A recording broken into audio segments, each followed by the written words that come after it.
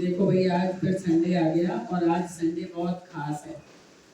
आज हमारे देश के एक बहुत वीर और प्रतापी पुरुष महाराणा प्रताप की जयंती है। जयंती कहते हैं जन्मदिन को। महापुरुषों का जो जन्मदिन होता है वो जयंती होती है।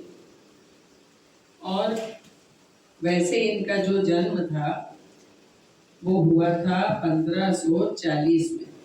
अभी चल रहा है 2024 और उनका हुआ था 1540 यानी इतने साल पहले, वर्षों पहले उनका जन्म हुआ। उनके जो पापा थे, पिताजी थे, उनका नाम था उदय सिंह और उनकी मम्मी थी जयवंता बाई। क्या नाम था? जयवंता बाई। और राजपूत थे। इनके पिताजी भी बहुत वीर थे। इनका नाम बचपन में था प्रताप। और चूंकि पिताजी राणा थे, बाबा राणा थे, तो ये भी राणा हो गए, राणा प्रताप हो गए। और चूंकि इन्होंने अपनी वीरता से बहुत सारे राजाओं पर विजय प्राप्त की, तो इनका नाम हो गया महाराणा। महाराणा प्रताप। महा का मतलब होता है बड़ा। देखो, ये बहुत वीर थे। और इनका जो युद्ध हुआ वो हुआ अकबर के साथ। जिस समय महाराणा प्रताप का समय था, उसी समय मुगल सम्राट अकबर शासन कर रहा था। और अकबर कोशिश ये करता था कि महाराणा प्रताप को समझा के मैं अपनी तरफ मिला लूं। अपनी तरफ मिला लूं का मतलब है महाराणा प्रताप का जो साम्राज्य है वो मेरे राज्य में मिल जाए, मैं उन पर विजय प्राप्त कर लूं। उन्हें पता था कि ये बहुत वीर है, लेकिन बातों से उसने समझाना चाहा, लेकिन महाराणा प्रताप तैयार नहीं थे। उसने 4 बार अपने खास खास आदमी भेजे जो बहुत होशियार थे कि जाओ महाराणा प्रताप को समझाओ, लेकिन महाराणा प्रताप नहीं समझे। जब नहीं समझे तो युद्ध शुरू हो गया। और युद्ध जो था उसको हल्दी घाटी के युद्ध के नाम से जाना जाता है। महाराणा प्रताप अपनी सेना के साथ लड़ रहे थे और अकबर की तरफ से मानसिंह लड़ रहे थे। मानसिंह हाथी पर थे और महाराणा प्रताप घोड़े पर थे। महाराणा प्रताप का एक घोड़ा था, क्या नाम था उसका? चेतक। चेतक। अरे वाह, तुम्हें सबको पता है। चेतक की वीरता हमने अपनी किताबों में पढ़ी है। चेतक महाराणा प्रताप के इशारों पर चलता। जहां महाराणा प्रताप ने इशारा करा और चेतक मुड़ गया। तो चेतक जो था वो बहुत होशियार घोड़ा था और बड़ा बलशाली घोड़ा था। तो दोनों में युद्ध हुआ। महाराणा प्रताप उसमें घायल हो गए, तो उनके जो संगी साथी थे उन्होंने छुपा के महाराणा प्रताप को निकाल दिया कि ऐसे तो आप हार जाओगे, आप जाओ, आप अपना इलाज करो। और महाराणा प्रताप वहां से चले गए। फौज उनकी लड़ती रही और महाराणा प्रताप फिर से लड़ने के लिए आए, लेकिन जिस समय घायल हुए तो उस समय वो युद्ध बंद हो गया, क्योंकि महाराणा प्रताप भागे नहीं, उनके सैनिकों ने और उनके सरदारों ने उनको सुरक्षित निकाल दिया। और स्थिति ये आ गई कि महाराणा प्रताप जंगलों में रहे। अकबर के हाथ नहीं आए, जंगलों में रहे। उनके पास सामान खत्म हो गया सेना का।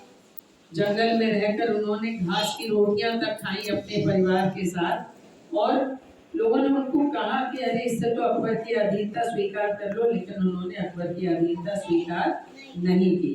फिर उसके बाद में भामा शाह, एक बहुत धनी व्यक्ति थे, वो उनके पुरखे तक उनके दरबार में रह चुके थे। उन्होंने अपना सारा धन लाके उनको अर्पित कर दिया। जितना उनके पास संपत्ति थी, सोना चांदी रत्न जवाहरात और धन जो कुछ था वो सब दे दिया। और उनसे कहा आप अपनी सेना इकट्ठी करिए और लड़ाई करिए। महाराणा प्रताप ने वो धन लेने के लिए मना किया, कि नहीं नहीं मैं ऐसे किसी का धन नहीं लूंगा। उन्होंने कहा अरे भाई आप ही का है, आप ही ने दिया है, हमारे पुरखों ने तो आपसे ही कमाया है, ये मेरी विनती है आपसे। और महाराणा प्रताप ने फिर से फौज इकट्ठी करी और महाराणा प्रताप ने फिर से युद्ध किया। तो इस तरह महाराणा प्रताप की जो वीरता थी वो आज हम सबके लिए एक उदाहरण है। महाराणा प्रताप वीर थे, उनका घोड़ा बहुत वीर था, और घोड़े की तो जो मानसिंह का हाथी था उसके सूंड में तलवार थी। उसने चेतक के पैर में वो तलवार मारी लड़ाई के समय, चेतक के पैर में पैर कट गया उसका।